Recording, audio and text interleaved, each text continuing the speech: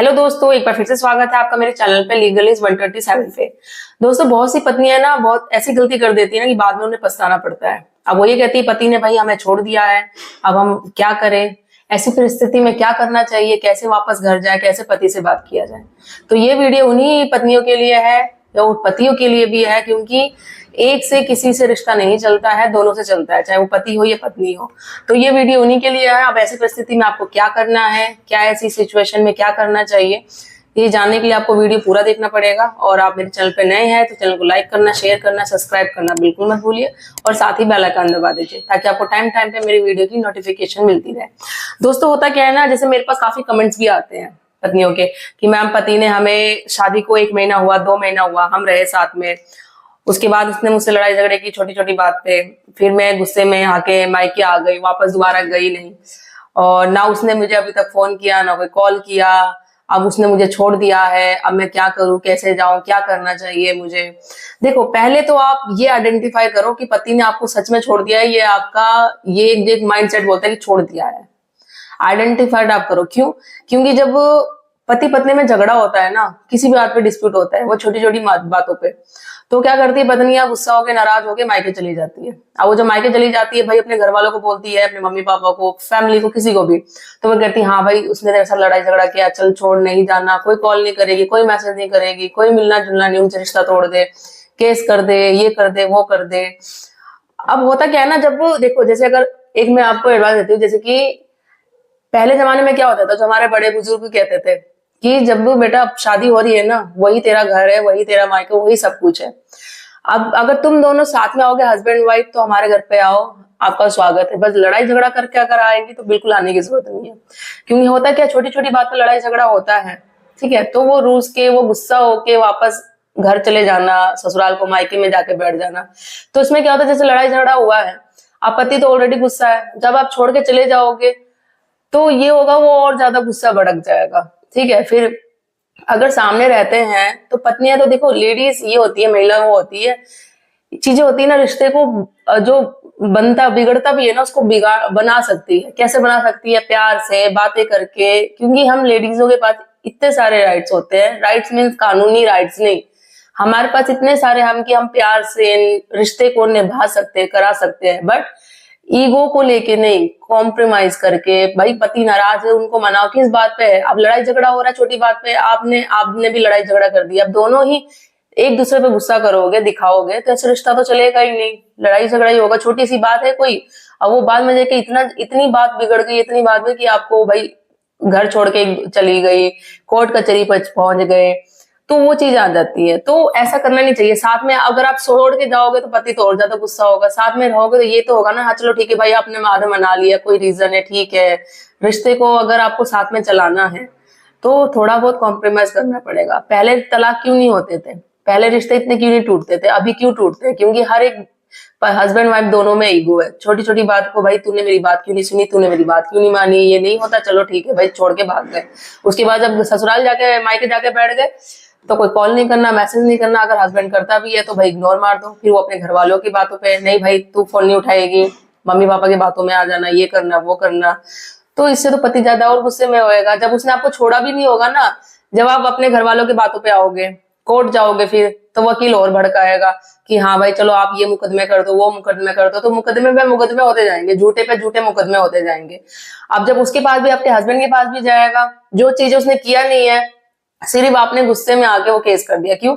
अगर एग्जाम्पल मानो आप 1 महीने जाके बैठ गए गुस्से में आके अपने मायके पे, अब आप देख रहे हो भाई उसमें ना मुझे कोई कॉल आ रहा है, मैसेज आ रहा है, ना आप भी नहीं कर रहे कोई कॉल मैसेज। अगर भाई आप नहीं, उसके पास नहीं आ रहा है, वो आपसे नाराज है, क्यों? थोड़ा बहुत नाराज था, जब आप छोड़ के चले गए तो और गुस्सा किसी को भी आएगा।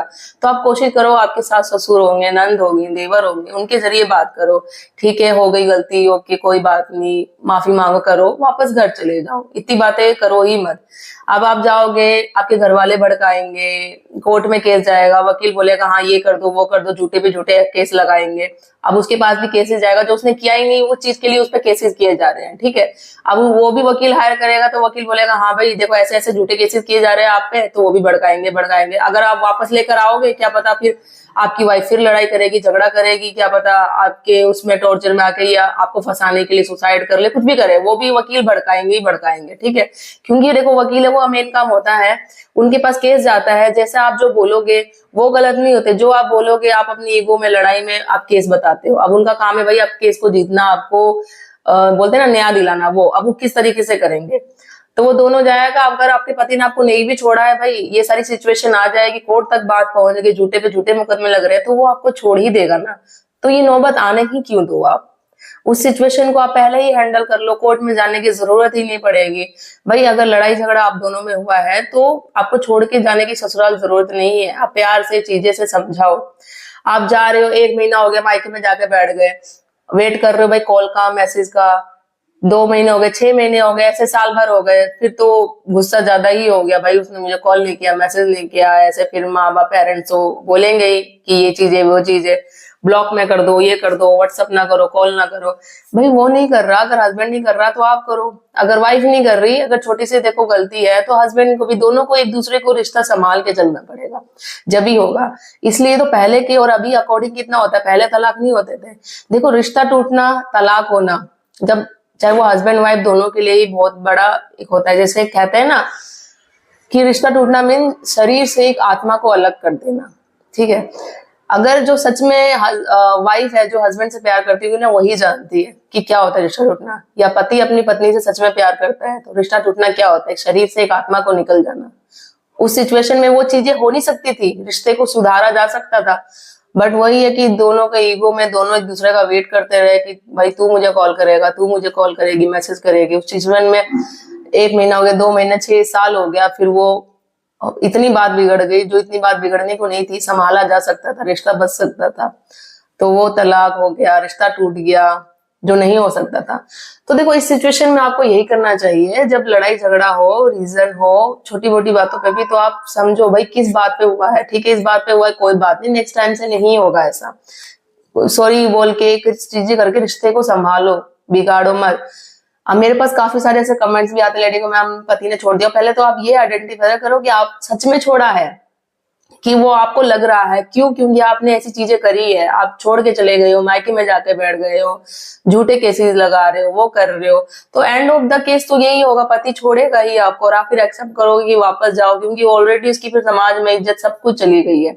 और ये चीजें लेडी वो हस्बैंड के लिए भी, कि अगर पत्नी जा रही है, छोटी छोटी बातों पे लड़ाई झगड़ा हो रहा है, तो वो बोलते कि भाई वो आ नहीं रही है, ये सारी चीजें हो गई है, तो आप चीजें उसी वक्त रह के छोड़ के जा रही है, तो चीजें को रोको, आप वाइफ को रोको कि कोई बात नहीं, ऐसी सी बातों पे देखो, लड़ाई झगड़ा जहाँ प्यार है, जहाँ रिश्ते हैं, वहां छोटी मोटी लड़ाई झगड़े सब में चलते रहते हैं, बट रिश्ते को इतना मत बिगाड़ो, इतना नहीं कि बाद में जाके रिश्ता ही पूरा टूट जाए, ठीक है। मेरी एडवाइस यही होगी कि आप जहाँ संभाल सकते हो संभालो, ये नौबत ही आने मत दो। आपकी जो माइंड में सेट रहता है ना, पति ने छोड़ दिया, आप क्या करें, कैसे वापस जाए, तो वो रिश्ता को आप संभालो, यहाँ तक बात ही मत आने दो। लड़ाई झगड़ा हुआ है, नाराज है, आप वहीं पे रह के बातों को संभालो। छोड़ के जाओगे तो वो बातें और ज्यादा भड़केगी और गुस्सा आएगा, हर किसी को आता है।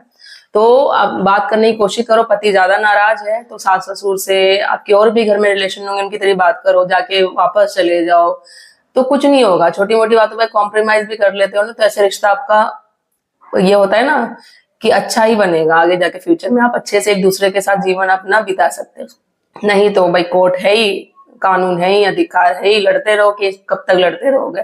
एंड ऑफ द मीन्स इस सबका सारांश तो यही निकलेगा, रिश्ते टूटेंगे, तलाक होंगे, आप अपनी जिंदगी में, वो अपनी जिंदगी में, वही टेंशन, ये हुआ वो हुआ, शादी हुई सक्सेसफुल नहीं हुआ, अब वो आप सोचो सक्सेसफुल क्यों नहीं हुआ, किस रीजन से, काश, फिर वही होगा, काश काश करते रहेंगे आप दोनों कि काश मैं वो रिश्ता बचा लेते, काश मैं वो कर लेता, इतनी बात नहीं आती।